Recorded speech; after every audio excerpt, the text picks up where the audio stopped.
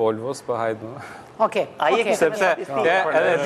di pse jam kundër ai Volvos, sepse fakti i Uberit tregon të kundërtën asaj. Nuk ka problem njëri që të marrë taksin, thjesht ishin te punë të çmimeve. Dhe Uber ishte më fleksibël, edhe s'kishte nevojë.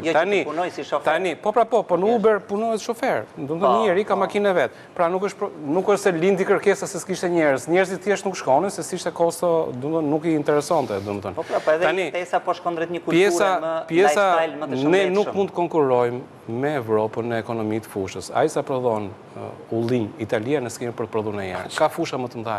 Se edhe sikur me robotat e mirë, me kupton. Edhe sikur ne të shkojmë, edhe të bëjmë makineri, prap nuk do kapim atë ekonomi fushë që ka Italia.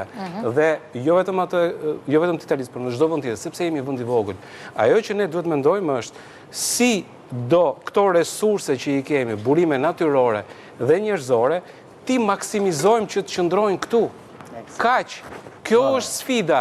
Nuk është sfida të konkurrojmë në Evropën. Mesazhi, Flor, mesazhi. Pa analizë, Flor, të lutem, mesazhi. Unë kam përshtypjen që inteligjenca artificiale është një ndër zgjidhjet për të ecë më përpara dhe për fatin tonë ne nuk kemi nevojë të shpikim, po mjafton ta kopjojmë dhe ta vendosim në punë me fjalë.